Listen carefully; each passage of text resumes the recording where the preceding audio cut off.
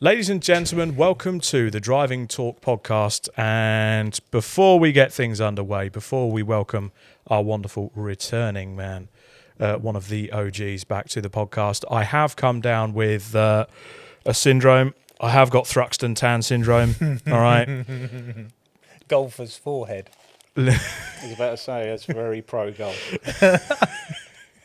We were at Thruxton yesterday. Before we get into that, the return of the man, Mr. Paul Harvey, returns to the Driving Talk podcast after a little bit of time away. Paul, welcome back. Thank you very much. Thanks for having me back. Yeah, I think it's the first time we've done one of these in person in a few. I think the last time was a Graves truck, wasn't it? Yeah. Quite a few years ago. Yeah, a few onlines, but nothing in person. It's only just been released. Yeah, for good behaviour. They let me out a little bit early. But you've been busy with life and being a very successful businessman and sort of doing maybe some motorsport bits in the background that a lot of people aren't aware of. First of all, how are you? I'm really good, thanks, Rob. 20 kilograms down. You look very good. But that's mainly just because I know that the American followers are very weight sensitive Yeah. based on previous recordings. So Only reels. Yeah, so it means that I can give really bad opinions and get abuse for the opinion rather than just because of how I look. So. I don't know. They'll still probably pick on both. Yeah, probably. But the good news is, don't really give a shit. No, in theory, it should be faster lap times, though, right? In theory. Yeah. Well, still, you'd probably be quicker in anything rather than the F1 at the moment. I hope we get to talk about that. Actually. Well, We will. do you know what? Let's just dive into it now because the visceral stuff I'm seeing online. I think the Intercooler ran a podcast today. There's people cancelling their Sky subscriptions because they don't want to get involved. You know, they've had enough with Formula One. I think even Mark Hughes of Motorsport started laying into F1 on what it's doing. I mean, the state of F1 today, boys. I said at the beginning of the season, it's not the pinnacle. I'm of the opinion it is not the pinnacle. It's how disastrous is this, honestly? Well, I think I'm a big F1 fan. I've followed it for years. I think the first time I actually saw anything were V10s at Barcelona. Nice. So sort of a few clients were going. They said, "You fancy coming along?" At that point, actually, it was pre the Alonso era. So Okay.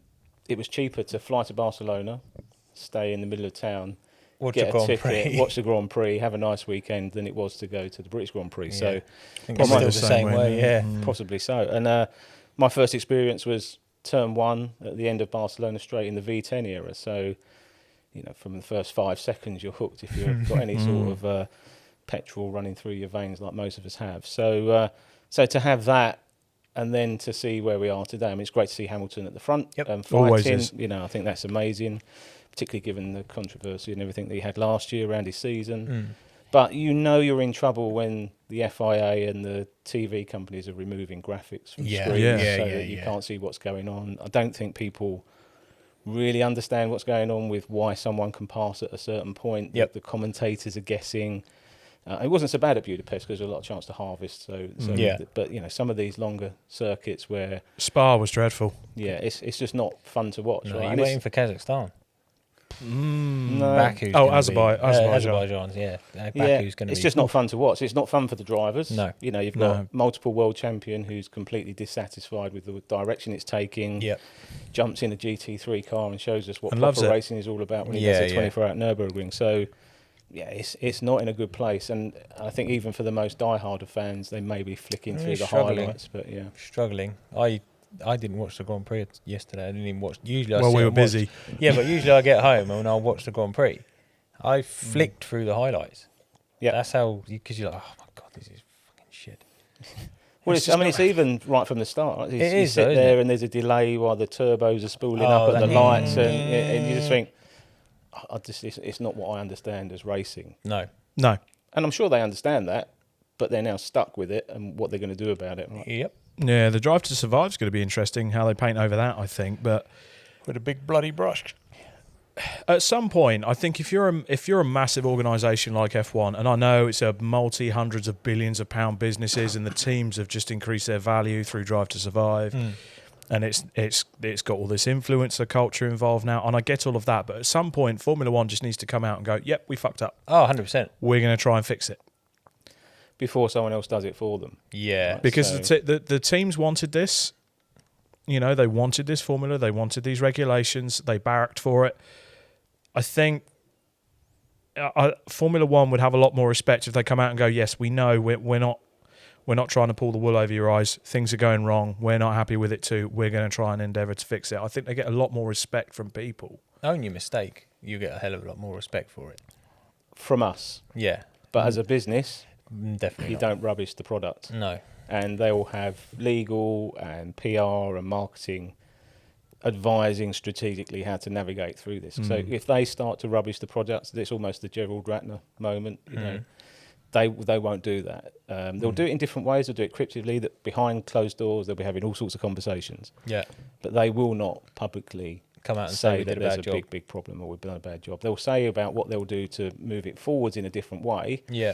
And then they need to get everyone on board as to how but they will not rubbish the product publicly. It's just bad business. And it's a multi-billion-pound franchise that they're dealing with. So they're all in it together.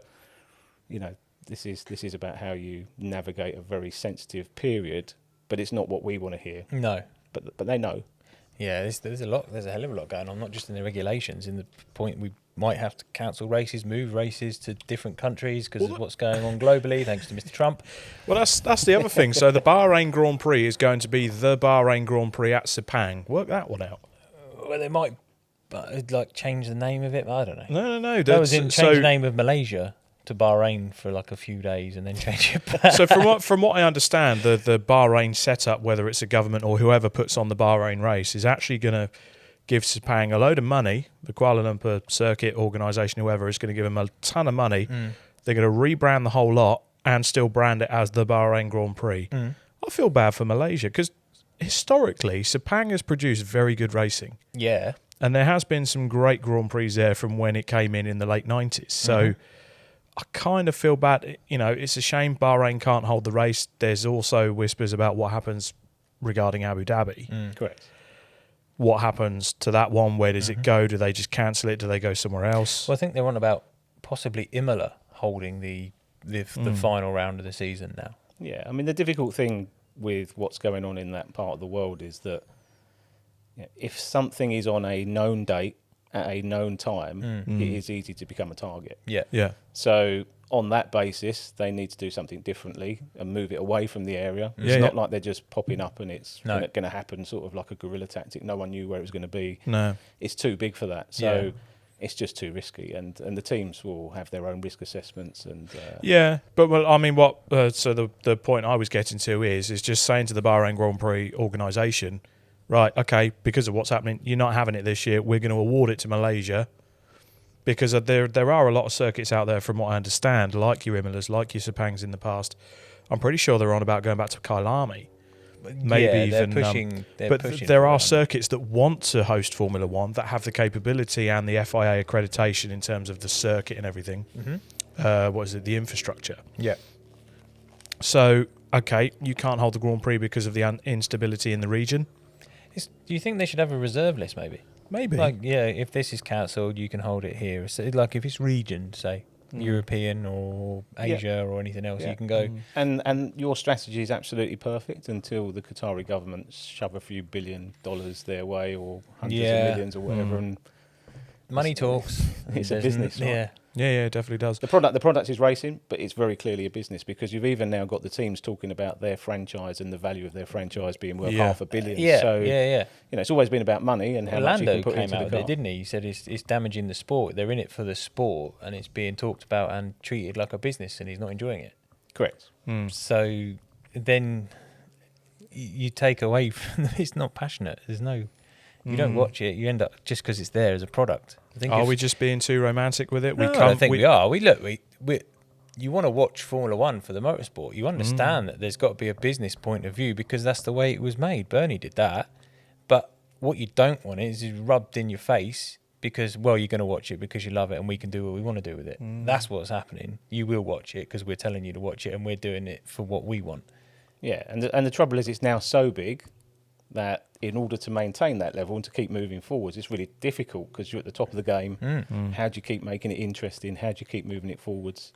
How is it relevant to the manufacturers, which is where this 50-50 power has all started? Because there's such a big interest from the manufacturers behind it, and it starts getting away from pure racing, and it probably has done for some significant time. Yeah. But at the same time as that, 5 years ago or 10 years ago, it was in a completely different place, and everyone's really happy with where it's come. Netflix are really interested in it. There's two sides. There's two sides to that argument. Yeah. And, There is. And Do you think it's being too driven by the motor manufacturers about what they want to see on the road? To some degree, yes. And it's interesting that we're moving away from electric and into PHEVs and some form of combustion combination, and 2030 is pushed out. We're definitely going the to time be being. sustainable fuels and hydrogen is the future. It's got to be, surely. But then we can go back and have screaming V10s again. Yeah, and I think the concept behind the 50/50 battery ICE was absolutely right. What we found out is it doesn't work. No. Now, as I said, they can't say that publicly. No. It hasn't worked. They've already admitted that by changing the balance a little bit. Yep. They're going to have to change it again, but they're now locked in for the rest of the season. Yeah. The way that they'll get away with it is if the racing's good.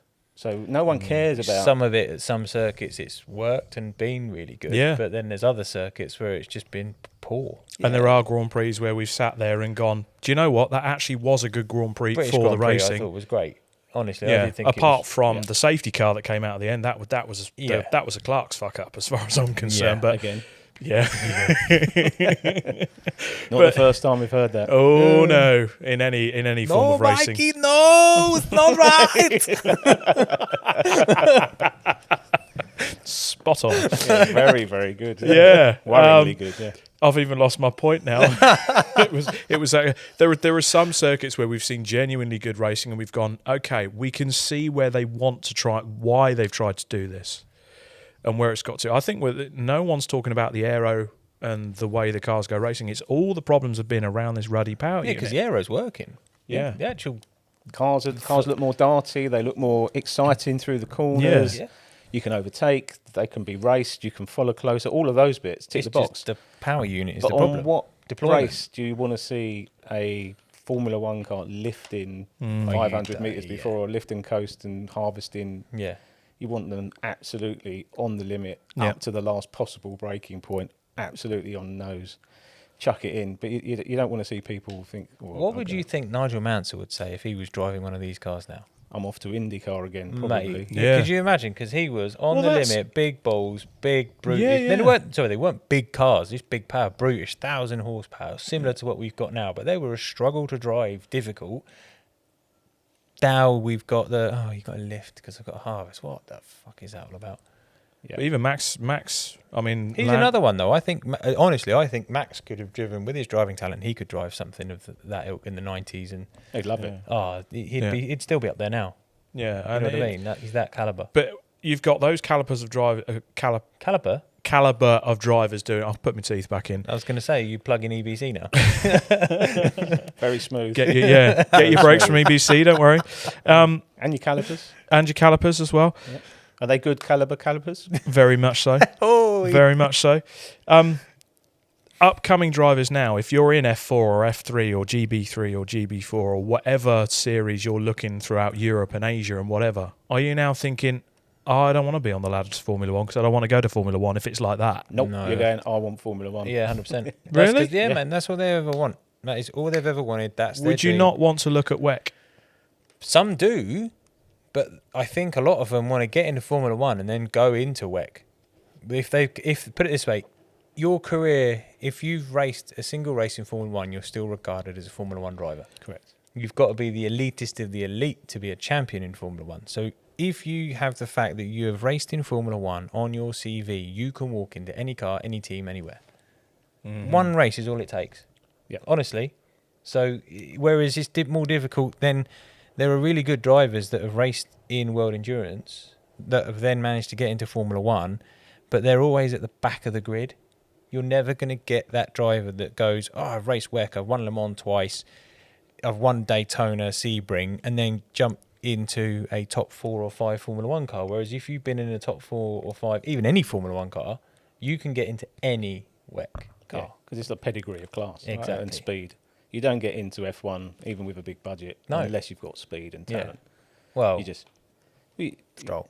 But he still quick. won. He is Yeah, still he quick. still won in the junior formulas, and we take the piss out of Stroll. He's got to 200 Grand Prix starts now without winning a race, and he's joined I think 3 drivers that are capable of doing that. I saw a stat on the motorsport pages earlier. I think Andrea De Cesaris was one, and maybe Riccardo Patrese was the other, He's been in one team.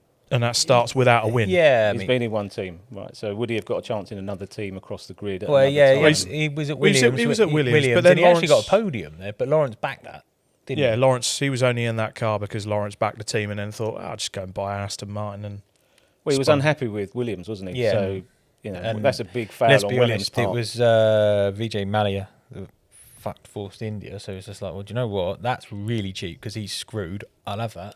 yeah, Yeah, he's a good businessman, so he saw the opportunity. I don't know if you've listened to the High Performance podcast I this do. week with Checo. No, but I've haven't- seen some clips of it. I Yeah, thought and it he was had really, to really sue them. interesting. Yeah, he had to sue them in order to save the team. Yeah, so by Really? they had a few suppliers that they owed some cash to, and then I think HMRC had issued a winding up petition, which means you haven't paid your bills to HMRC and the government, so we're going to shut your business down and try and take all your assets and get as much back as we possibly can. So the way he went into that was he hadn't been paid his salary for over a season. This is Okay. his words, not mine.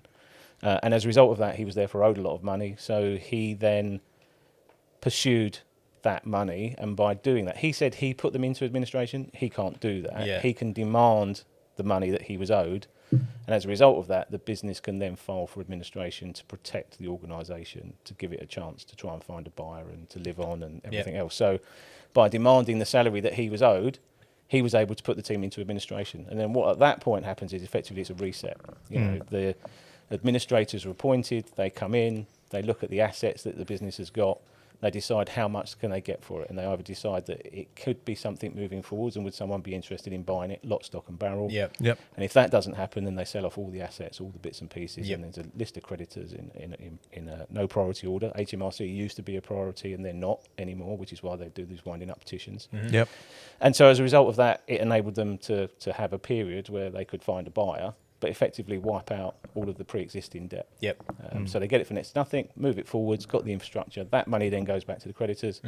It's a really effective way for some people to hit the reset button. You can talk about the morals aspect of that, but it's what businesses do. Yep, all the time.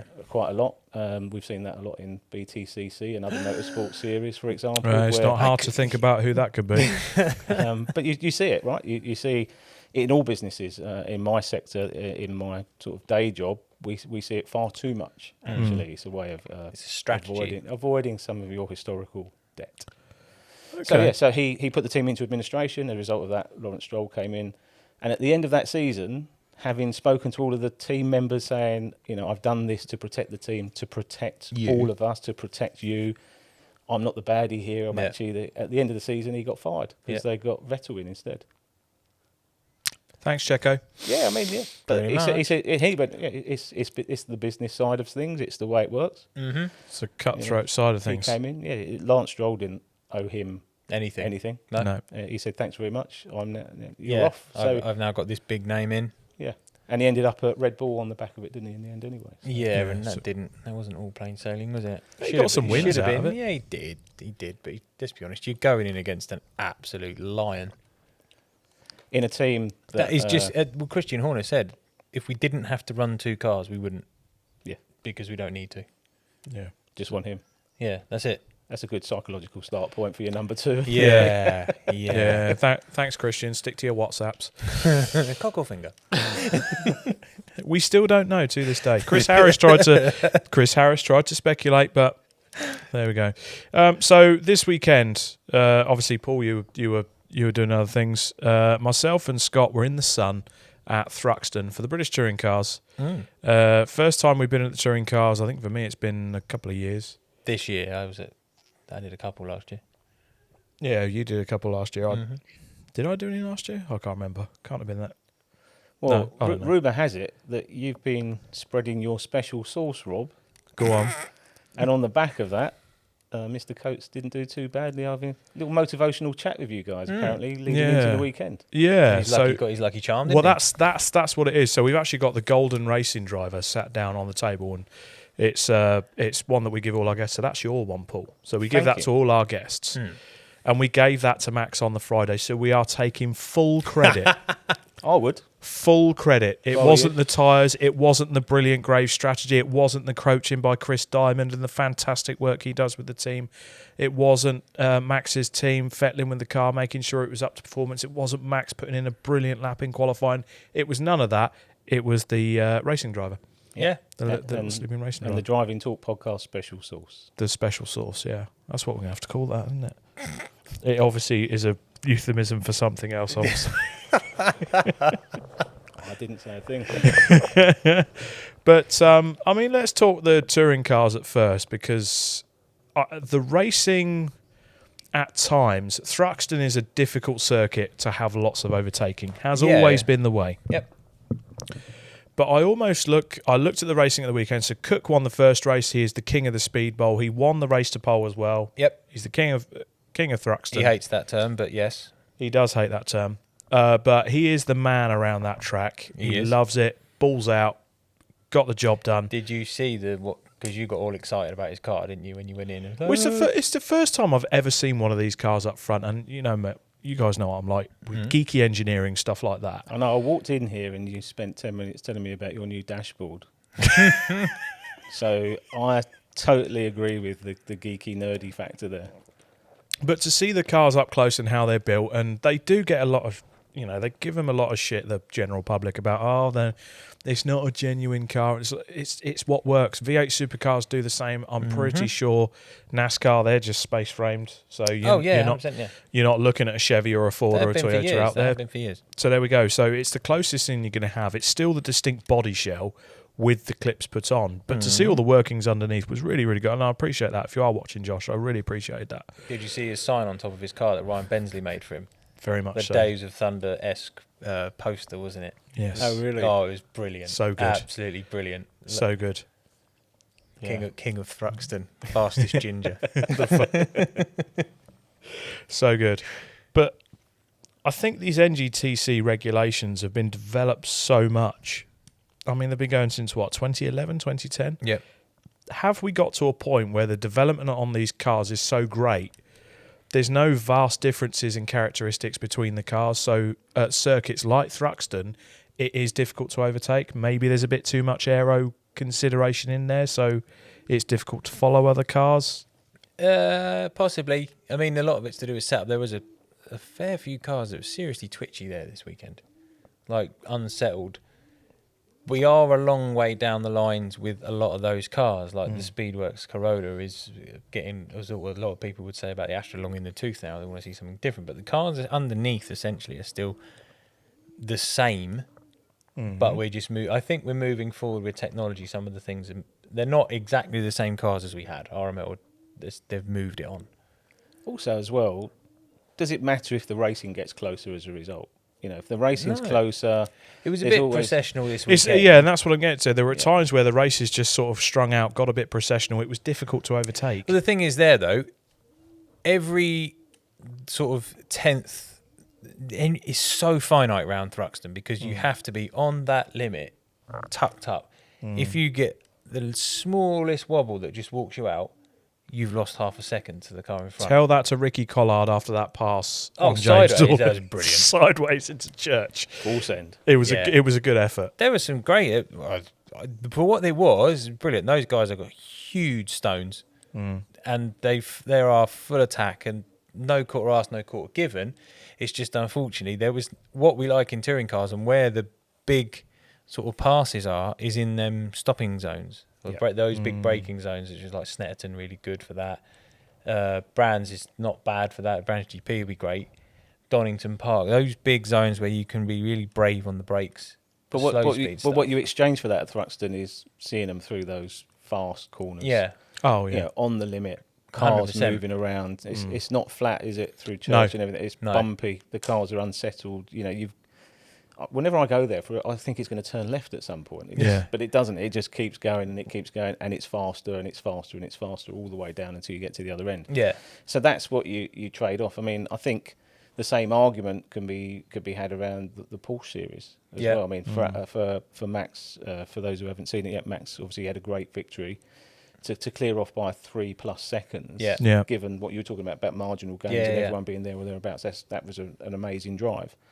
But it's a different kind of philosophy in those cars. You know, they're GT cars, and they're very, very similarly matched because of the limits that you have on the control paths and things exactly, like that. And the setup is in a broad window, and the pressures are within a broad window, and everyone's kind of there or thereabouts. It makes it very difficult to pass. So you've found that with some really successful racers that have won in other series that have had to adapt to that, and it takes 3 or 4 laps to build up the opportunity. In this case, it's almost impossible to pass to some degree, which is why people are very keen at the start when they're all bunched up through the first couple of chicanes to get those places early on. Race 3 certainly proved that in the touring cars for sure. It was a bit. Well, Charles Rainford had a bit of a nightmare. Aidan Moffat, bless him. Alternator issues. He had a stone through the intercooler, I think. Yep. So that didn't help. And then the poor buggers sat on the tarmac at Southampton Airport, and that's what you get. We're going with Logan M.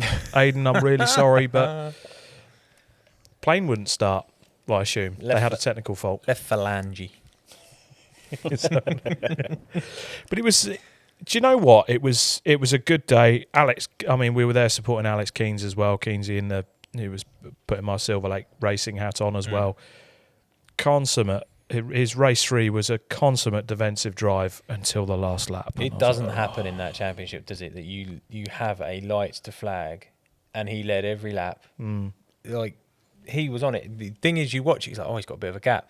The next time they're back on him. You just don't get it in those because they're so closely matched, and then it's not like they're aero like reliant, so you can just sit in the draft.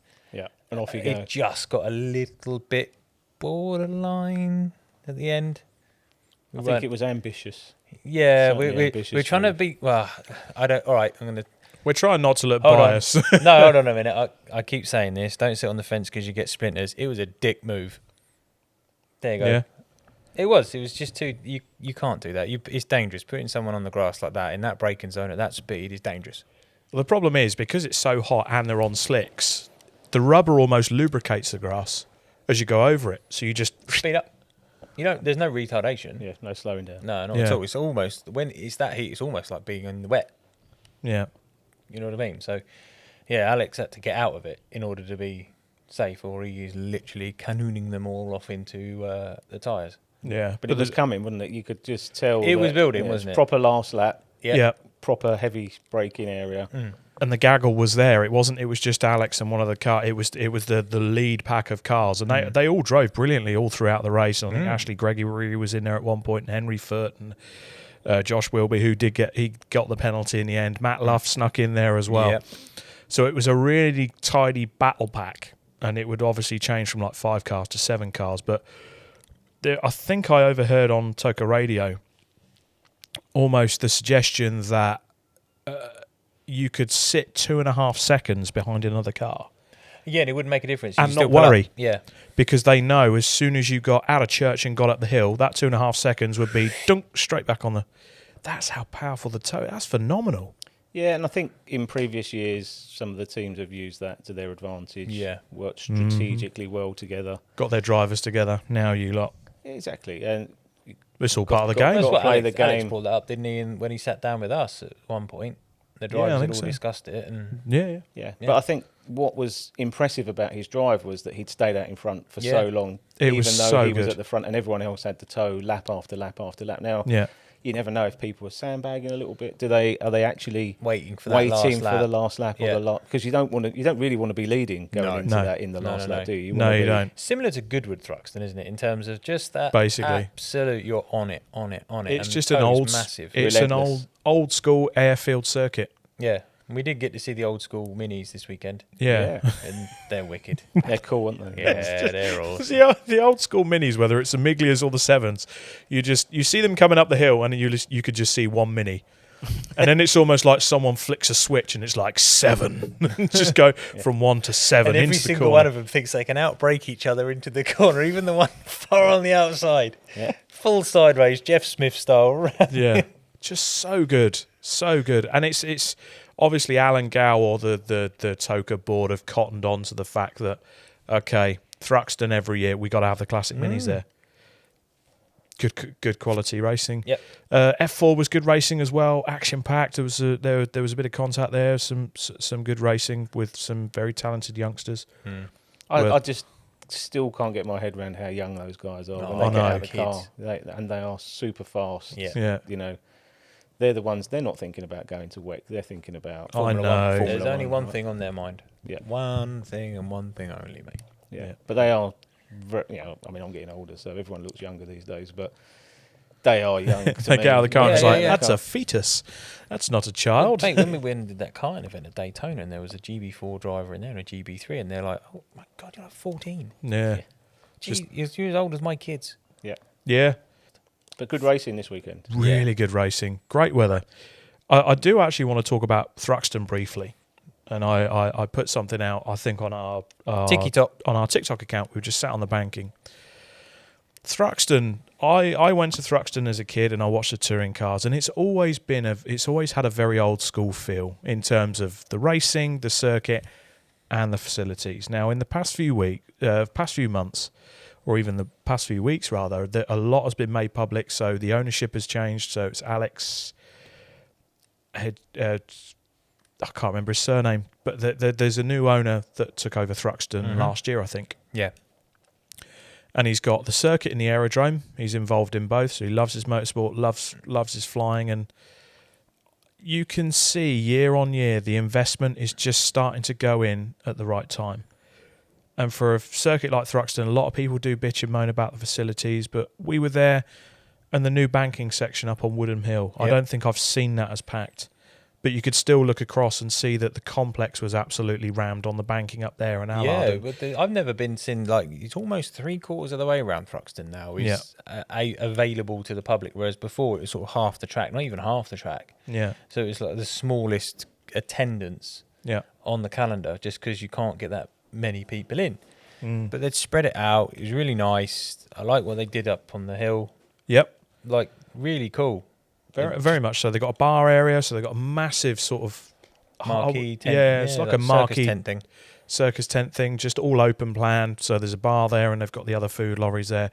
Lots and lots of people can watch the racing, and you can watch them come right up the hill, round through the chicane. I don't think I've seen that many people at Thruxton. There's got to have been at least 40,000. Oh, it was rammed, mate. Brilliant. And now you don't have to have a pass to come through the tunnel to then go infield, whereas you did before. So it's now opened that up. I mean, it was absolutely heaving. The grid walk was heaving. What? Nothing. You're both looking at me like that. No. Thought I had something growing out of me. No, just in what you've got to say. You had all these people. I mean, we were there, weren't we, early doors, and it just got busier and busier and busier. Yeah. Between the truck, I mean, the team probably hated it because you can't walk between the trucks and the carriage. No, to do anything. It's just rammed, but there's so many kids just interested. Like, they get to meet and see the drivers. But it's a great catchment area because you've got probably Castle Combe that way, Brands that way. Yeah. But given where it is, you've got the whole of the south coast and right the way down. So it should be a great venue, and it should have a great catchment area, and the racing is on the edge, and you see the cars at their fastest. It's an exciting place to watch cars go really, really fast. Yeah, very much so. And it's and you're right. It's in that kind of nice area where you're not squabbling with a lot of other things going on. No. It's midsummer as well. You're not competing with football. You're not competing with other sports. One of the best things as well, actually, I say best. We haven't got Carfest there on the same weekend in the same area this year because it's now moved to Silverstone. It's later on in the year. No, but they did have the BRDC Classic there. So, okay, yeah, that would help because it's normally around the same time. You've got a good point, isn't it? So it is probably the biggest event going on that weekend, which probably helped. But I can't help but get that bitter taste in my mouth that you've got a great facility here that's having so much infrastructure being put into it. It's an active aerodrome as well. I mean, the guy that owns it is putting millions in. You can see the work that's starting to go in, and yet they're hampered so much by regulation. I was about to say, they're limited, aren't they? Because of gimps that move 10 minutes down the road and then go, I've moved next to a racetrack that's been here for 60 years, and it was an aerodrome, but there's noise and I don't like it. Close your windows, love. You mean like I could say other things, but and I want It's to. a shame for the facility that they Yeah. can't.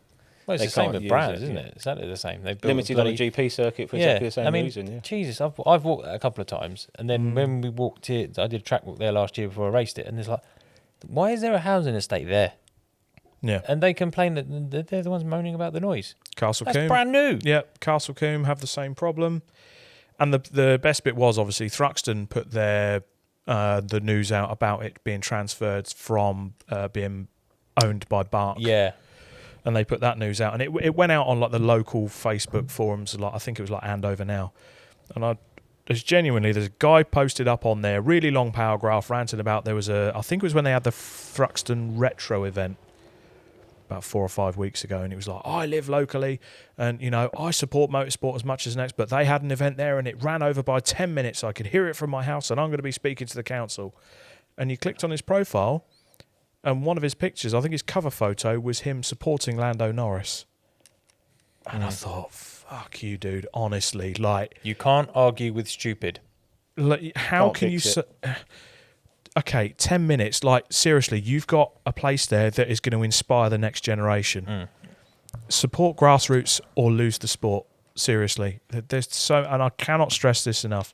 And with a facility like Thruxton, there's infrastructure going into it. If you're listening to this, if you're watching the podcast, support facilities like Thruxton, because you've got idiots out there that want them gone. We've lost Rockingham. And we're on the verge of losing some other great venues. Mate, Not just circuits, hill climb, Yeah. Shelsley Walsh and the like. Clay Pigeon has just been confirmed. That's going to be a housing estate. Even though it's had so much to argue for not losing the facility, why would you go against something like that? Mm-hmm. But doesn't that come back to as well some of the other topics that you guys have been talking about around too much motorsport, maybe too many series, and trying to just tighten it all up to make those events and series just busier, but over less weekends and not quite so stretched. Yeah, definitely. There's a good point. Yeah, the thing is, the other thing you could look at to generate income, which a lot of circuits do, is your track day stuff. Track days, test days, we're corporate getting days. hammered on. I say you get hammered on driving on the road like an idiot. They want you to go and do track days. Car cruises are being shut down left, right, and centre. We've lost so many of those in car shows. Whereas at the circuit, that would be the perfect place to do it and bring income in. Well, Silverstone do car mornings, don't they, with some of their race meetings? They have like a cars and coffee morning. Yep. Yeah, they got the space. Yeah. That would work. That is the thing. That is that they have got the space. I mean, Goodwood did the Breakfast Club yesterday as well, which ticketed event. You went to that, didn't you? I was supposed to be displaying my McLaren there, but unfortunately I couldn't get down last weekend because I think I've used up my goodwill for Sunday mornings down at Goodwood for a few weeks. I'll be back later in the year, but I'm a member at Goodwood's. Enjoy those drive outs, and joined the Supercar Driver Club as well. Yeah. Which is sort of we had a drive out last Sunday, then breakfast at a pub. Luckily, I've got 2 teenagers, one that I'm married to, but not because of that reason. They sleep like a teenager. My wife sort of doesn't get up to 11:30 on a Sunday. My son's the same. Is that one of those ones where you can go out and come back and they're still in bed? That's exactly what I do. Yeah. So, the neighbours aren't too happy with the 5:30, 6 o'clock cold start on various cars that I've had over the last 9 months. I think you need to take your neighbours out in the car to let them understand. Oh, most of them are okay. It's more my wife who's upstairs who's not enjoying that. But get out early, do your stuff, and also as well the roads are quieter. It's the best time to drive. You're seeing a lot of those clubs going out like 6 in the morning. And particularly the beautiful weather like this we've had the last few weeks. It's been amazing to get out early. But to be able to utilise a circuit again like Goodwood that has those really, really tight restrictions on them as well. Yep. Could we see more circuits maybe going that way to fill their time with the restrictions? I think it's a good idea and a good way to generate income. Thruxton have just done it because I've joined their owners club, which was free to join, and they put their events on. And you can go and display your car, go down there. They've got the clubhouse there, park up. They do a coffee morning and stuff with the kids, and they park up on the circuit. Just a simple way of generating interest and generating extra income without having a race weekend on. Yeah, they had a whole weekend this week at Goodwood. Like a Goodwood members weekend and a open day and everything. And there's some other events as well that were open to the public, and there's some that are just for the members. Yeah. and it's a good mixture. I mean, you can argue about the Festival of Speed and what its purpose is, but you can't argue about how brilliant and massive that event is. No, and the I think the Festival of Speed, that is, well, we talk about the pinnacle of a lot. The Festival of Speed to me now is what the British motor show used to be when it was in Earl's Court or wherever.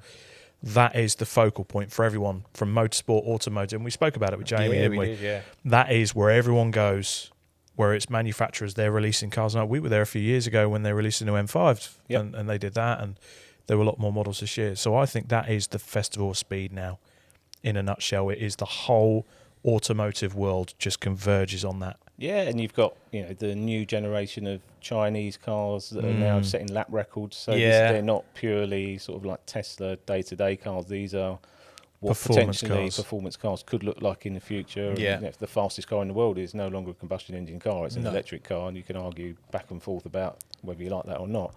But the other side of that is you've also got race cars going up the hill, and then I just literally turned left and ended up in the Americana paddock. Yeah. And there were like a Panos. That sounded so amazing, didn't it? Yeah, and they were literally all just starting up. I have no idea how they get away with the health and safety at that place, because they're literally coming out of one of the lower paddocks with all these cars that are literally being bump started, pushed because they're proper race cars and they don't like sort of started on the clutch and all that kind of stuff. With people sort of milling around, and the only thing that's telling you not to get run over is a marshal with a whistle. Yeah, but it works, right? Common sense mostly prevails, still and let's be works, honest, it's natural selection. If you're stupid enough to get out in front of it, you deserve to get hurt. This is the photographers that normally get a little bit distracted. There's kids that someone at the beginning of the weekend, wasn't it? There's people lying down, as Sarah said it when we were on the grid. There's people lying down on the grid trying to get a picture. Well, if that touring car runs you over, you're putting yourself in danger for that. You kind of deserve to get a bump on the nose. But literally, turned left. It was timing. That was their turn to go down to the holding area before they go up the hill.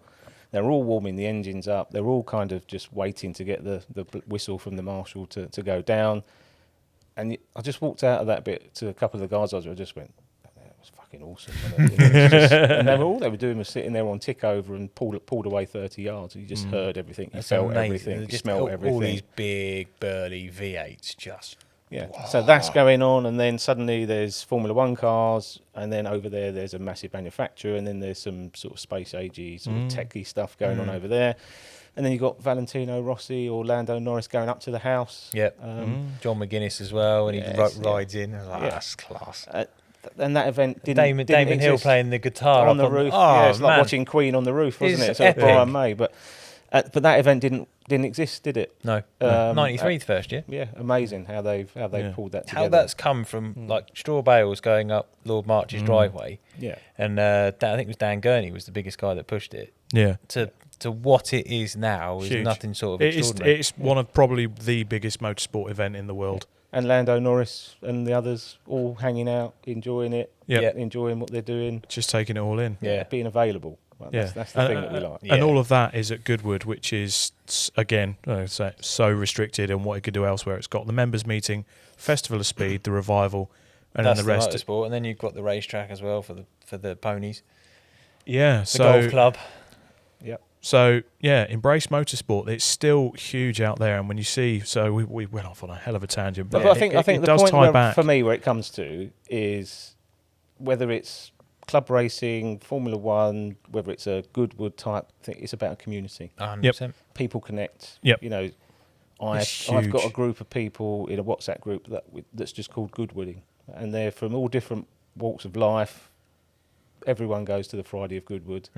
You keep in contact. You see each other. One of the guys puts on a barbecue, Jason, who you all know. Yep.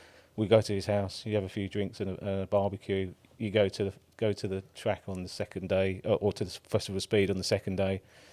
You do something locally, and you're connecting with people. Yep. I think that coming back to some of the other things you talked about mental health and community and how this is good for people. Yeah, it's part of human nature, and it's something that I enjoy, and I connect with all sorts of people that I never would have met before. I mean, we met through this, right? So we met through a COVID online sim race. The COVID that is a trophy. One of the trophies. There's two trophies that I treasure the most. There's that COVID Clio Cup trophy, and there's the big Graves trophy that I didn't actually win, but it was. Did you get a participation award? No, it was. I So think I got a participation award in your winning the Clio series. sorry, Graham.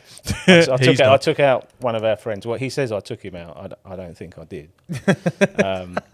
And genuinely, it was during COVID. Sim racing, bit of fun. Yeah. Last race, Brands Hatch GP. I'm leading the standings. Rob's leading the standings, but all Graham had to do was just to finish in a certain position, and he'd have won the championship. And we were coming under the bridge onto the GP loop, turn right. I understeered a little bit, allegedly. He went past me, and I might have accidentally tapped his rear quarter and put him into the barrier in the final race of the championship, which meant that Rob won, and you got a nice trophy and a bag of fizzy fish. And a bag of fizzy fish, yeah. Which was probably sent to you a couple of weeks after this happened. And Graham genuinely didn't talk to me for 3 months. Oh, wow. Genuinely didn't talk to me for 3 months. I got a lot of abuse on the headset in the moment. And then I sent him a message about 8 weeks afterwards saying, are you ready to be friends yet? Can we kiss and make up? And he just sent one word back, no.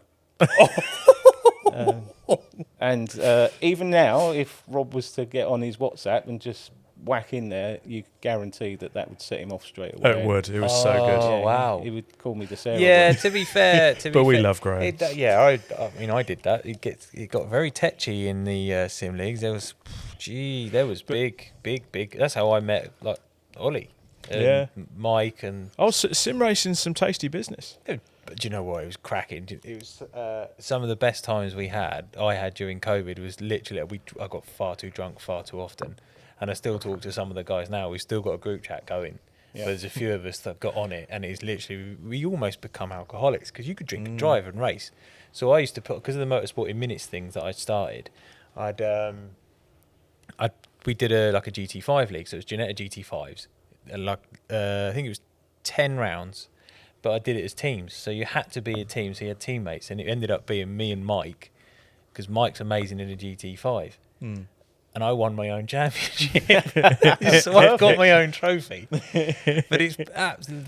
That was a Sunday, so we'd do the race, and then it'd be like, right, where do you want to race now, gents? It's like Liddon Hill, and whoever's leading, you can hit him. You can't touch anyone else, but if you're leading, you can take him out at Liddon Hill. And we just change all the different cards. We did like a Race of Champions event, which was live streamed on Twitch, and I commentated on it. We had different commentators and different cars, different tracks, but it was a full we'd do races to do knockouts, and then it would come down to but it was like Snetterton 100 in Caterhams. I think we COVID only did Clios, so didn't much. we? Yeah, we only did Clios. Clios. Are brilliant. But I didn't have a wheel and stuff, or an you Xbox. on the D-pad? So I commentated the first series. Yeah. And some of that's still knocking around on my YouTube channel. And it was, there was a lot of abuse I was giving the drivers. This was not stereotypical. No, it wasn't. Did you have the comments up as well during it? No. We had the people watching were commenting and stuff like that. Yeah. But these guys were racing pretty seriously, and I think you turned me off a few times because I was distracting the drivers because too the much, commentary was so funny, in particular because I think Carl Graves came on with you a few times, and we're just getting pelters while we're racing, but it's when it's something is so witty, and you cannot switch off, and in the end I'm laughing so hard I'm making mistakes. Yeah. So you just muted, you just had to mute the them, comms, and then come back and watch it back.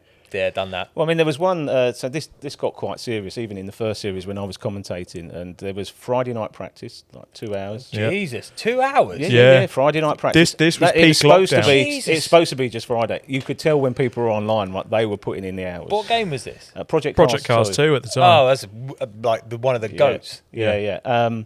And then Sunday was 30-minute practice. Yeah. 2 races of 20 minutes or so. Yeah. And a full championship circuit with full championship points. So it was run. Yeah. And people, they were all racers, right? They took it seriously. Oh, you will. The thing is, you can't they weren't drinking. There was no drinking. They were like very serious. We didn't get. Yeah, and in one of the practice sessions, it was 30 minutes sort of, and it's boring to watch. So how do you commentate 30 minutes of boring practice on a sim? It's like commentating golf. Yeah. So two guys who are really good friends, still remain really good friends, had raced together in a Fiesta in Track Day Championship and Track Day Trophy, and Tom had decided that he'd had enough of the Fiesta and he wanted to go into something faster, and actually bought my Civic from me. Right. But he entered as a Green Star Racing. So it was Tom Starkey and Green Plan was the other. So Green Star.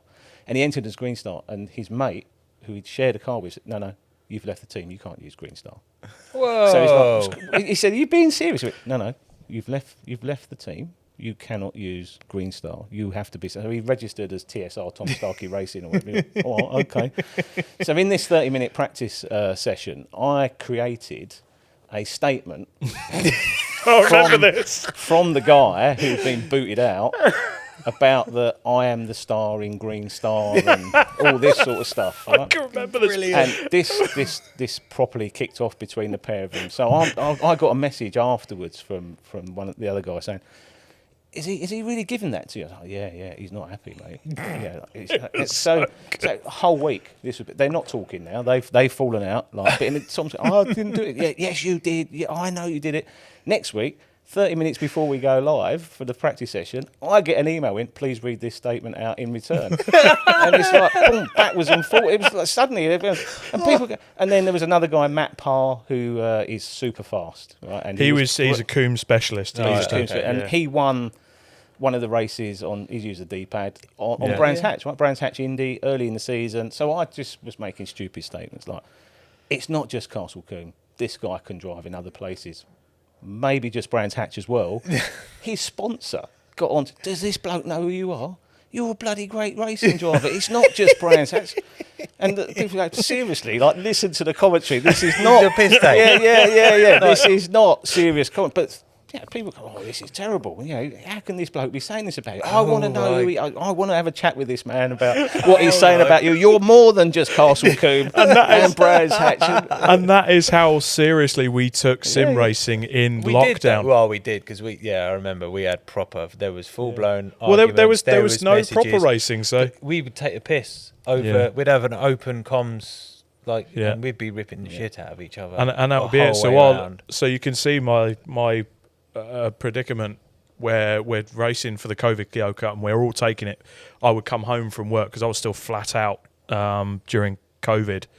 So I come in straight on the Xbox. Yeah. Practice. But then you go online and everyone's online. Oh, so they're all practicing too. Oh, God, yeah. But what you can do is afterwards... It was probably after the racing had finished. We stayed on for like 2 or 3 hours. Just chatting. Buggering about, chatting. And we'd go to Liddon Hill. And do you know that you can jump a Clio Cup car off of the slope? Yeah, that's what we do. Liddon Hill, yeah. Because I only found that out as I was coming down and I saw one of the other guys flying over the top. You can jump at Liddon Hill. Yeah. Project Cars too. What a game! What a game that was. We used to do a load of Clio Cup stuff as well. So that is, I've still got the trophy, and I cherish that. I really do. And I still can't work out how on an Xbox, most of the people had the wheel and pedals. They all sold out, didn't they? During lockdown. Couldn't get them, but we got in early enough. 80 quid, whatever the game was to buy. An Xbox, and people all around the world. So Dubai, Australia, 100%. here, all playing in real time. Yeah. On an Xbox. Yep. I mean, the tech behind that, obviously your internet wasn't the best, so you had to change internet. Oh, were you pinging? Seriously, halfway through the sort of season, because at the time I was with Club Racing UK and we were doing sim leagues there as well. And that was the problem, was I kept lagging and it would cause accidents. Yeah. So I had to cancel my internet and then try and find a quicker internet provider. That's how serious it got. Yeah, that doesn't. The thing is, we'd have to do. So we went from one league, which started off really small. We went from one league and ended up running 3, and then we'd end up having to do evenings and sit there and have drivers come in, and then so you could place them in which league. So they would you could see which ones are the better drivers and the faster drivers, and then you had a few that would try and trick you. So you'd do it twice. Yeah. To review them, and different people, and then you get people to sneak in. Yeah. That weren't officially part of to watch them to make sure they weren't cheating. And then obviously you got the game engine, and there was tiny gaps, but you get people and they'd literally be zooming in. See, I don't touch him, but the game engine, you clearly it got stupid. My missus had the right hump because I'd literally be reviewing stuff. And Judicials. And but you have to dish out the judicials, and then oh my God, it caused so many problems. I mean, my brother was terrible, right? Because he's actually quite good, but the one, and anyone who knows Ben, Ben can't understand differentiation. Yes, the draft is great, but if you're blocked, doesn't give you the right to just barrel in or do whatever. And he'd be like, but he had a run. Doesn't matter. But I'm absolutely convinced that for probably 12 to 24 months after COVID finished, there was a massive increase in on-track crashes. Yeah, there was. In real racing. And I There think was. people suddenly going, I can send this from 30 yards back. And because there's no consequence on the sim. Yeah. But there is in real life. And I'm there is. absolutely convinced that the driving standards plummeted because people had all got gung-ho and overconfident. 100%. Yeah. And the thing is, it didn't just come down to us club races. You look at what happened at professionals. Indy with Lando Norris and Indy. We got to let him win this. Take him out. Take him out. Everyone take him out. Yeah. Get him now. Yeah. So I loved it. Sim racing over so, COVID. It's a massive business now. That's huge, isn't it? It is. Full blown sim teams. I've seen it at Autosport. The last year I went to Autosport and they had it. There was they had the like a World Rally Championship game. Yep. Right, and they turned up, and we were kind of sat. We were just being a bit. There was 2 guys that were full blown team kit, team manager, the whole lot. And one guy was there with his girlfriend. He played in his socks. Yeah. Right, and he won it. Yep. It was absolutely brilliant because they throwing of headphones and the team manager wouldn't speak to him, like, brushed him away. It was like, wow. Yeah. We went to F1 Arcade, didn't we? And had a night out in town. And Was that when you were poorly? Late end of last year. Yeah. And, That was your excuse, though, wasn't it? Something like that. Yeah, and you could see how if you could take that place and sort of stick 20 or 30 people in there, that's a lot of fun for a few hours. Yeah, it is. I haven't done that yet. But it is just how accurate it all is and how much it's just, even in the 5 or so years since COVID, the way sim racing has just moved on and on and on. And well, I mean, it's got to be that good if Formula One drivers are doing it in their spare time as fun. Yeah. I mean, they still manage to sort of talk on the phone, open their front door, and do the paddles on one hand. Max Verstappen's unreal. My brother raced against him because he's on the Le Mans game that's whatever's on. But yeah, Jack's raced against him. He's like, he just doesn't give a shit. No. Like he'll be just chatting, and you hear his daughter coming in, and just like he doesn't care. Yeah, and I think it was Jan So Moldeborough, wasn't it? He was the first one. That he was probably the pioneer, wasn't he? Yeah, 100%. But there's loads more doing it now, isn't there? And now there's YouTube. Jimmy Broadbent's another one. And those guys, they're doing N24. Yeah. I think he's just announced that he's racing Nismo GTR GTR or something coming up. Yeah, and that's all started on the back of what sim you could racing. do on the sim Doing racing. a bit of sim racing. I mean, it's good though when we've gone that far down the line to you can actually run and be good and make that switch straight away to understand. And especially when you can, it's in a simple way, really, to learn how to set a car up and understand it without actually getting shouted at by someone like Sam. Yeah, Sam. Well, yeah, I mean, although to be fair, I've been on the receiving end of his technical feedback. yes, mid-race. so good. I don't know what you're doing, but stop getting about and send it. Okay. Yeah. I've had the same pep talk from you at Snetterton, actually. I think it was something along the lines of, you've got a lot of theories, Rob, just get in the car and fucking go. Well, I mean, you talked about you're really sort of into the detail of the tech, and I'd listened to that for a while, didn't I? And I just said, Rob, there's too much going on in your head, mate. Just get out there and just drive. And you tried to get out of the car at one point, and I slammed the door shut. Just like, nope. Shoved the bottle of water in, squirted it in your face, and said, right, I was do another 25 minutes, please. And then while you were sort of like half rolling around on the grass, sort of, it was a really hot day as well. I was knackered. So I went and filled the car up and said, right, off you go again. And mate, back went again, And I said to you, how did you feel in the van on the way home? And you said, that's the most tired I've ever been. Physically, I was absolutely exhausted. That was from Snet to Southampton coming back. I was absolutely just gone. I think Sam rang me on the way home and was like, "You're right, mate." I'm like, I couldn't talk to him. And you not being able to talk. Well, actually, no, it happened at the weekend. It's happened a couple of times now. You do get fucking a bit. I can have my moments, all right. Super touring weekend. Yes. Greg Murphy. Yeah, we were down in the paddock because Sam was racing Civic Cup, wasn't he, that weekend? Was that weekend? What was he racing? I'm sure it was Civic BMW. Oh, BMW. So it was Trackday Championship, but it was the weekend where Stephen Richards was there and Greg Murphy. Yeah. So I said to Rob, look, like, these are your heroes. They're normal people. Just people. Get in the car. He's like, what are you doing? I said, get in the car. So I chucked him in the passenger seat, drove straight over into the paddock and just went up.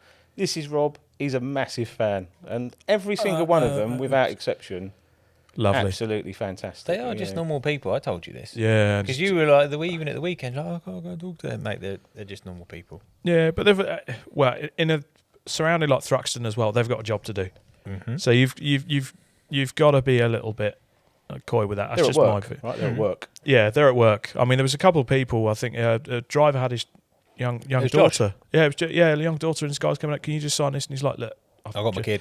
I've got my kid. Just give me a couple of minutes. And they're still persistent. It's like, come on, guys. That comes down to a bit of common sense, Yeah, 100%. doesn't it? That really does. 100%. But then, You know when you're intruding. yeah, and then straight away. So I'm always very aware of that. But to stand in front of Greg Murphy, it's like, that's the guy that did the 206 at Bathurst in a H-pattern Holden Commodore that was just one of the best laps you could do in a race car, honestly. Did you get a trouser tent? Nearly. May as well have done. Good Lord. But that was a good what I day. thought was really cool about all of those guys was they all made you feel at ease, because they must have it where, you know, and you feel like you know people because you see them on the telly. You see them on Instagram, they haven't got a clue who you are. Nope. Yeah. At all. And it's like any sort of actor, I guess, that you would, people think that they know that person. They go and say, oh, hello, Yeah. who are you? Yeah. I don't know. But they all made you very welcome. They spoke to you for 10 or 15 minutes each. Yeah. And you were happy to sort of say thank you and move on. And you got round sort of 4 or 5 absolute legends. Yeah, I mean, Stephen Richards and Greg Murphy, that was just box ticked. That was just, oh my God, like God. Multiple Bathurst winners. Paul Radicic, I think, as well. Paul Radicic as well. Mm-hmm. The famous Mondeo Touring Car World Cups. Oh, yes. But you know what? Greg Murphy did say, why are supercars fucking around trying to go to Bahrain and stuff like that? They should bring supercars to Brands. Oh, hell yeah. Agree. That would be unreal. Brands? Really? I wouldn't take it to Brands. No, GP. He said Brands GP. He drove the Commodore on the GP. He said that is a perfect supercars track. Don't know. Donington, I think, would be better. That would be, I think it'd be on a par. The GP circuit of Brands. GP circuit at Brands is one of my all-time favourites, but it's up there with Donington. They get, I feel they're very similar. You get the same flow, the same sort of undulation, and I think that's for me. It's weird though how much Brands changes when you go out the back. It's different place. Yeah, different circuit. It just makes it a different circuit completely. Yeah, because a lot of people will say Brands GP is the one for them, and I get that. But it's Brands Indy. It isn't really, is it? I mean, it's okay. It's great in a front-wheel drive car. Yeah, you can be an absolute hooligan through 30s, but it's just a bit short, a bit small. The first track everyone ever gets on a sim or a video game, whatever, Brands Hatch. Yeah, straight away. Yeah, Paddock's a great corner.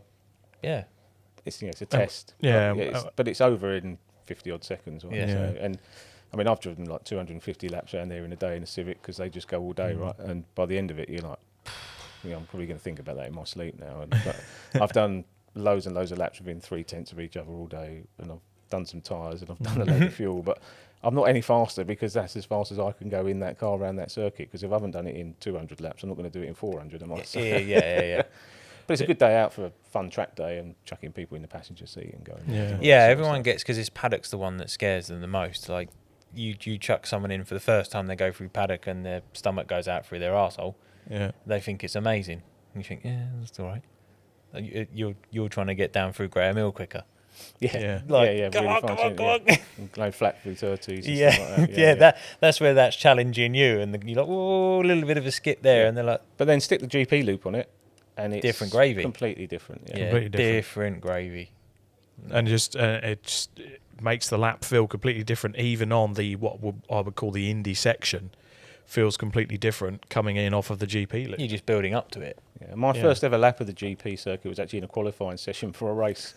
No testing, nothing whatsoever. I've done a million of laps of the Indy, and and all I just thought was, I have no idea where this goes. I mean, roughly, don't you? But you've no idea where your braking points are, where you're aiming for. And there's a few blind crests and stuff out the back, right? Which, if you don't know what you're doing, it's going to catch you out. So he looks about the sort of speed I should be following. I'll just follow in for 5 laps. Okay, right now I know where it goes. Yeah, see ya. Off you go. Yeah, just don't do what the Radical did a few years ago and skip over the gravel and then on top of the barrier. Oh, it took it out, didn't it? Took it clean out. It was a good effort. I think it pulled about 4 posts out, 4 or 5 posts. Good Lord. Yeah, 2-hour delay. That was long. That's a long day. That was a very long day. First time I've been there as well. That was our qualifying session. Right. Cool. So, and then you all hyped, and then you got it all down, and you try and get back up again. Facts. It's been a few years since you've been in a race car. Are you tempted? Well, technically I own a race car. Just haven't raced it. Someone else is racing it in Paul's Sprint Challenge. So what is your role? So if you want to tell the people at home, so what is your current role within motorsport? Because you have your business during the day, which is, well, you could tell the people or not tell the people. I work in security is probably the broadest way to say that. We sold our business in August last year. Yeah. I'm still working in that business for the new owners. They've been very good. I like working with them. But that was 30 years to get to a really good transaction. That was a really good deal for the shareholders. And so, very happy with that. What that enabled me to do was to focus a bit more on myself. Yep. Previously, long hours. I work in on the commercial growth side of the organisation a lot. So it sounds really glamorous. I've been playing golf today with people and stuff like that. But lots of dinners and beers and stuff. And actually, over a long period of time, that can really take its toll. So, bad eating habits, eating at erratic times, all that kind of stuff. And the sale enabled me to kind of stop and just go, okay, I've done all that now. Let's just reassess. I went to renew my race license earlier in the year, and my blood pressure was a little bit higher than it should be. Not sort of 200 over anything. My eyeballs weren't going to pop out my head, but it was high enough for me to take notice of it. You just went, okay, I've been carrying weight for a bit of time. I want to. And so race license. I don't know if it saved your life, but high blood pressure is the silent killer. It's a silent killer. So you just think, okay, so lost some weight through diet and exercise. Not so much exercise to start with, and all of that kind of stuff has made me think about maybe getting back into racing in some way. So I'm currently talking to the Graves team, the Graves Carl, basically, about maybe doing the KA race at Brands in November. That's a season's racing in one day for me, so that's not a bad option. I'm still in and around the team and sort of taking an active interest in the Graves team, but I've been doing a bit more in the road car stuff. So sold the business. Bought an Aston Martin Vantage for the road. That was not insignificant investment, over 200 grand. Gave it back to them after a month just because there were repeated issues. And they kind of shrugged their shoulders and went, and they were good about it. We know. We expected this. Yeah, it's just not ready yet. When you're going along and all the dashboard goes off, and you're doing 80 on the motorway or whatever it's in Germany, of course, that's not the sort of stuff you want going on, right? So I gave it back.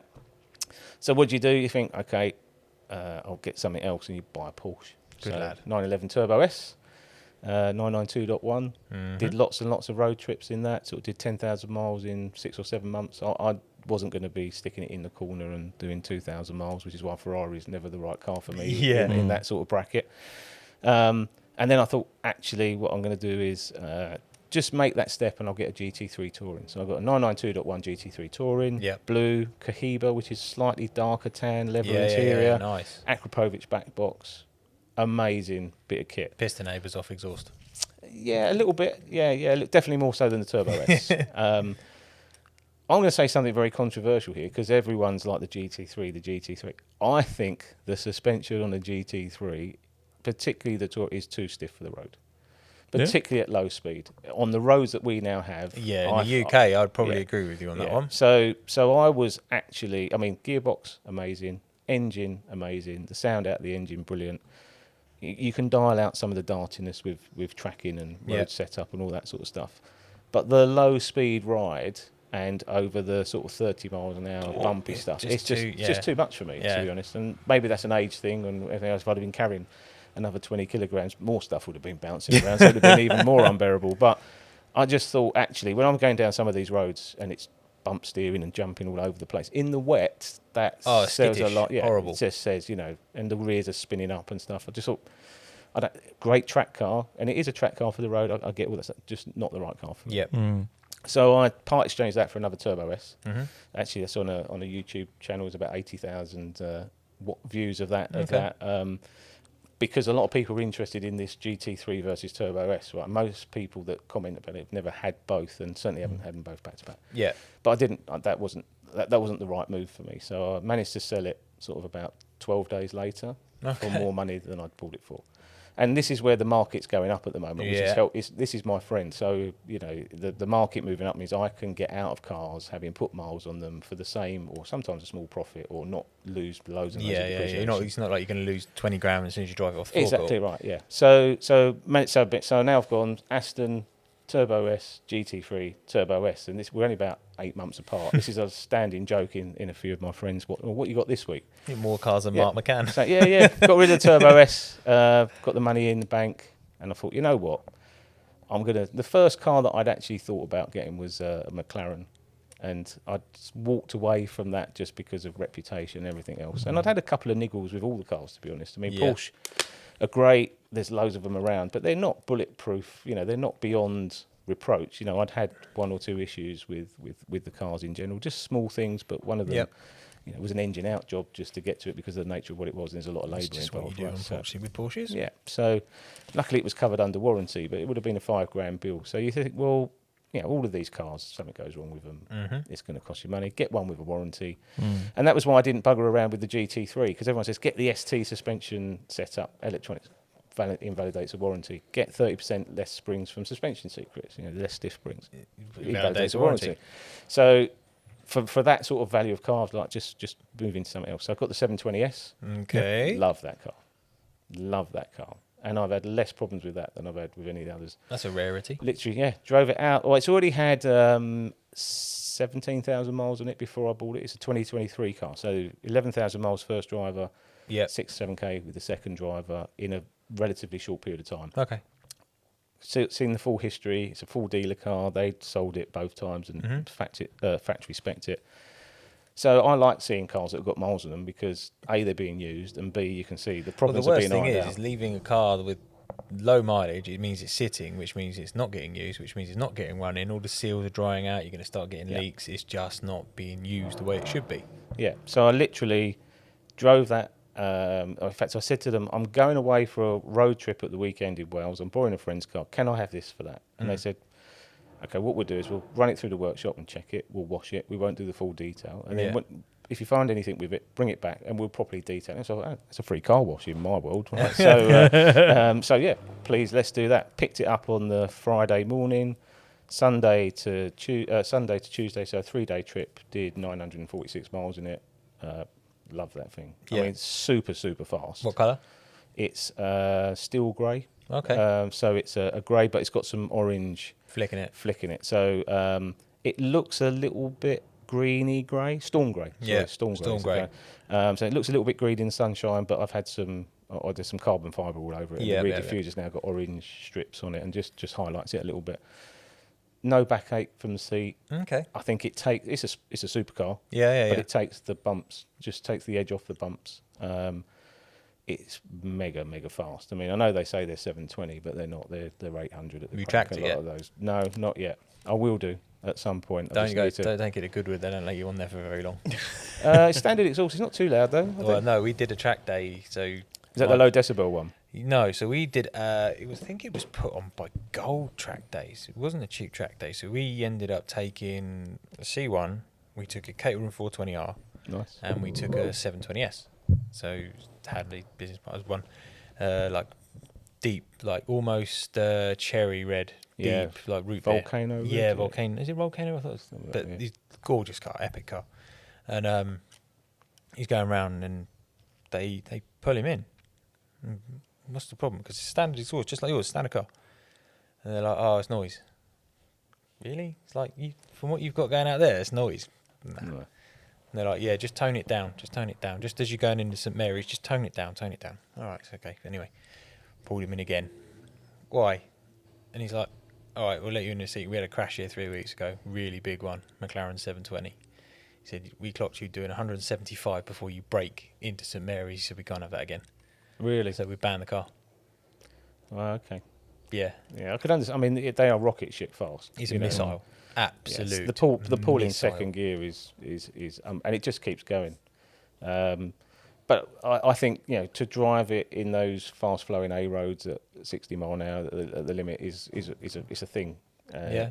And it was pretty cool. There were 4 of us. We were all doing the same sort of speed. You know, respectable distance apart, so you don't get a cracked windscreen, but close enough to still be in a group. Yeah. We got walkie-talkies to talk to each other, and we were going through the Welsh valleys at sort of 60 miles an hour, and lo and behold, a typhoon fighter flew over our top of our head and overtook us through the Mac Loop. And I got onto the radio and said, I think I've just had an incident. This is probably one of the coolest moments of my life. So I've been sort of away from the track doing some road stuff and doing some socialising through that bit. But the track car stuff is definitely there. So I bought the GT4 Club Sport probably a year ago.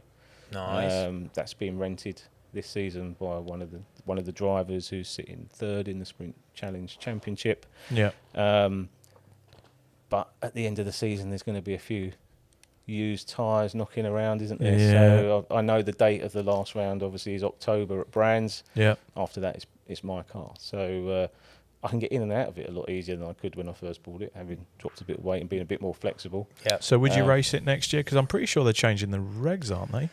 Yeah, that's not going to... I wouldn't race it. Whether I keep it, but on the fact that they look like they're moving to these GT4 or the club or whatever it's going to be called, that version for the sprint car that's going to be a 911, I think, probably, is the way that's heading. But it's still eligible for Brit Car and There's across the world and everything else. So, but would you not fancy Brit Car then with a Pro getting in next year?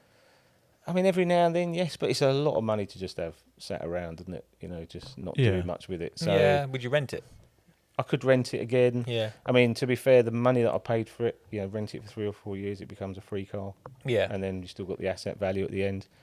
But what I'd probably end up doing is scaling down and getting something that I could race and go back into some of those weekends. The challenge is the people that want to run the car are running cars in other series, so it would have to fit around them. They're doing KAs and they're doing sort of TDT, TDC weekends and Miatas. That's not really for me, Miatas, but yeah, I mean, long answer to your question, but I think at some point, yes, maybe in the KAs at the end of the year, just to dust the cobwebs off and stuff like that and see how we go, really. But I mean, I'm not driving slowly and I'm not driving slow cars. I haven't been near a track this season at all, but I enjoy taking out the bog standard minis that you saw racing this weekend. Yeah, Alex Keane type car. Yeah. And in the wet, they're brilliant because they get killed down the straights, but through the corners, they're the fastest thing on There's track. nothing on a proper quicker. set of race Yeah, wheels. exactly. It's one of those ones you can drive a slow car quickly. It's more fun.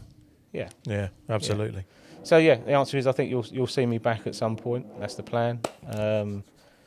Whether it works out like that, you never know. But I'm certainly still in and around the scene and still supporting that team very strongly. They're doing amazing things. Yeah, for they kind are. of, Brilliant, brilliant bunch of guys. 5 year turnaround from where they were to where they are, to be winning GT3 Cup races on fast circuits with multiple drivers. Yeah. Highly competitive in every single championship they enter. Still a very small team. They're still a family team. Yeah. Yeah, there's a lot of cost in scaling up. Navigating that's really tricky. And yeah, to have a big grid, I think they're going to have 7 cars running at Knockhill in Sprint Challenge. So there's RS and Caymans, and then in between. So I think they're Thruxton, Donington, Anglesey, Knockhill, like back to back. Back to back. Yeah. And Anglesea's a 24, so that is a long weekend. Yeah. That is a long weekend. Yeah. So the logistics of that are mega, right? So, and it's still ultimately 3 people at the core of that. Yep. Yeah. 3 people. A proper family team. Yeah. With everything that they then bring in. So fitting in what I want to do works around that, because I'll say, oh yeah, I've got 4 days off this week. I'll go and do some track days. Yeah, no, we haven't got time.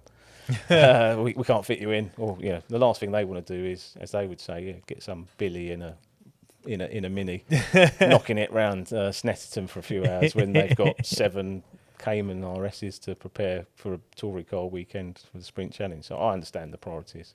Yeah. But at the end of the season, they're mine. Just for a little while. Just for a little while. Just for a little while, yeah. Watch this space. I'll take it out testing. Yeah, I'll probably, if I can, I'll probably drive the Cayman at the Taster Day. They do a Taster Day, don't they? Yeah, at the end of the season. Yeah. That's quite a good one because it's on the international circuit. It's pretty much just a Porsche only open track day, open pit lane day. So yeah, I'll try and get some laps in there. And I'm not precious about it. Any car, the McLaren, the race car. I've always let people drive my cars. One of my friends wrote off one of my race cars previously. That's why I don't race £200,000 race car as well. I prefer to race something that's 15, 20 grand. And That's exactly the same mindset as what Had's got. Yeah. 100%. I mean, they've got, we know people that race those things. Yeah. And they're just over 200 grand when they were new, 150-ish now. You do a front bumper on one of them, it's 25 grand. Yep. My car's 25 grand, a whole car. Yeah. So it doesn't matter. And you still, I tell you what, they all get out and they all have the same bit of fun. Yeah, exactly. Right. And how fast can you go? Because we're not Formula One drivers. And No, exactly. a bit we were talking about earlier, I'd much drive a slow car fast. So when I go to the Nürburgring, I'm probably over 350 laps in there now. I used to love going and hiring a Suzuki Swift at 140 horsepower. Yeah, hire local because you've got all of the insurance and everything else that goes with it. It's maximum excess of £3,000 if you take a little extra payment. Okay. So you've got all of the protection that brings you, and you can rag one of those and see if you can get it under 9 minutes. And there's I'm not pumping my YouTube channel because there's not a lot on there, but there's back-to-back laps with me and Sam. Okay. And we're in the same car, and we chucked a V-box in. Yeah, as you do. Yeah, of course, yeah. Chucked a V-box in, and we did back-to-back laps. I did a lap.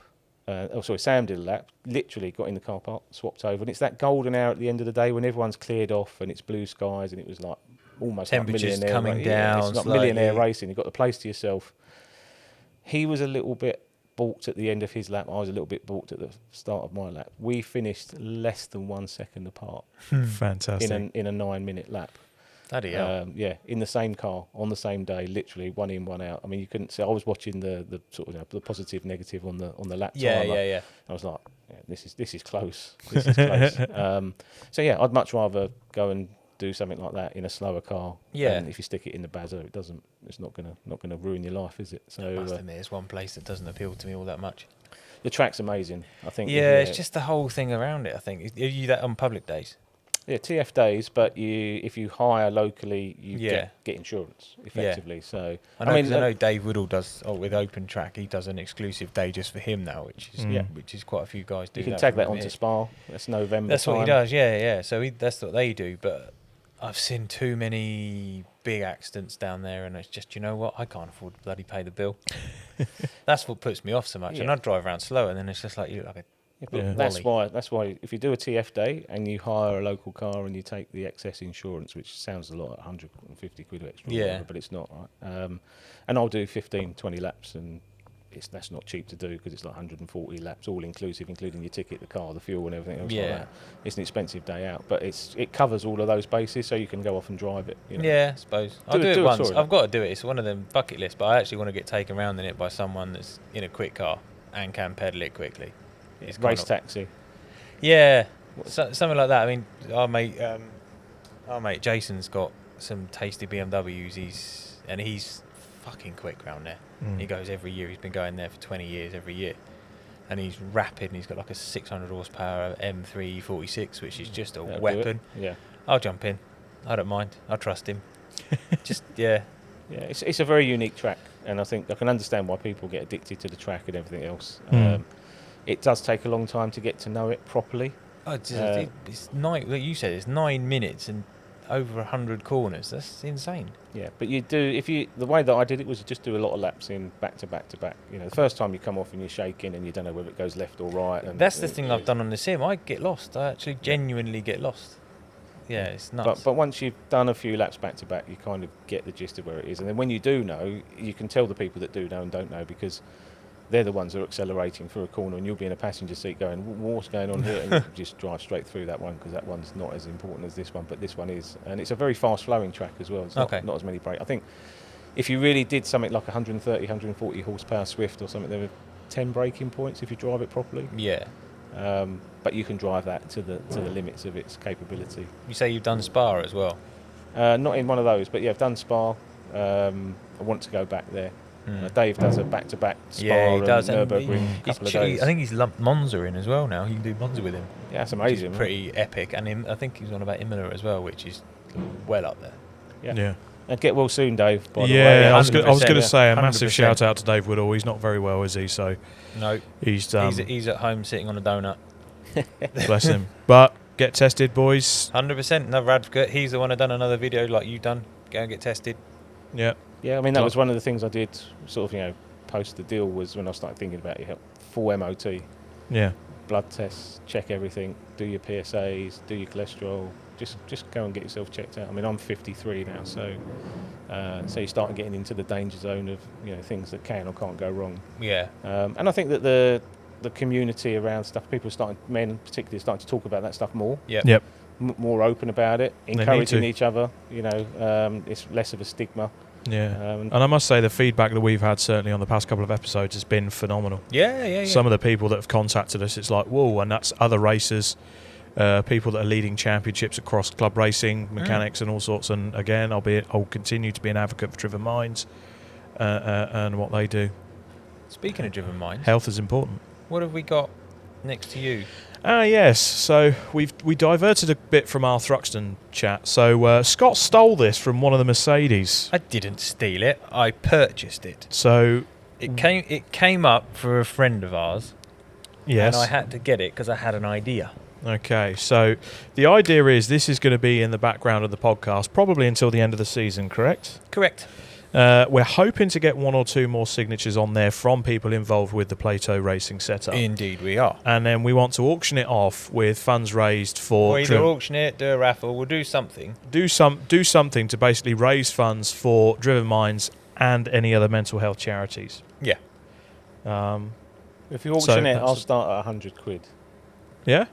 There you go. First one, so it looks like we're auctioning it. Yeah, it looks like we are auctioning it. Yeah, so the first bid has been put in by Mr. P. Harvey. Yeah, and we have Ad signed it reluctantly at so Thruxton. It was from the worst weekend racing he's ever had, as he put it. Where the fuck did you get that? I was like, I've acquired it. Why? He goes, oh, fuck, I don't want to remember that weekend. It's the worst weekend I've ever had. 200 quid if he has it back. Oh, 200 quid if Adam has it back. Right, we're gonna have to clip that into. We're gonna have to clip that into a reel now. But that's why we've done it. That's why, and the fact it's Plato Racing as well. So with Jason coming out, and we've spoken about it on the podcast before. So we want to do some good with this platform and what we've got, and we're still building. We're still tiny, and we're in the, but we want to do some good with it and do some good within motorsport. So we're going to start with this. Yeah, sweet. Fantastic. Well, it's been an hour and a half already. That didn't take long, it's been a great return chat, Paul. You're a returning guest, though. You do know that. You can't just go duck out again. You've got to come back. I'll come back if the people listening are interested in what I've got to say. The viewing numbers are always going to influence that. Don't worry, we got some more Formula One to slag off yet. Don't worry, Paul. That's the one. Talk about my victorious comeback in KA racing. There'll be at least 6 people interested in that conversation. It's got to be done. Yeah. But before we go, there is a job that needs to be done. Max had to do it. All of our guests need to do it. That is very true. We haven't done it. We haven't done it yet, but you are one of the OGs, but that doesn't get you out of the top 10 plus 1 shootout. It does not. So, Scott Evans, are you ready to give Paul Harvey the top 10 plus 1 shootout? I am. Go ahead. Do you want to do the build-up like the Formula 1 one? just hold on the turbo for about 10 seconds. We haven't got long enough. No. Scott, take it away. Red sauce, brown sauce. Brown sauce. Good lad. Tea or coffee? Coffee. Movies or books? Movies. Race weekend or boys weekend? Boys weekend. Ooh, first one to say that. But boys weekend out on the roads in cars. Wales. Boys weekend, yeah. Text or voice note? Text.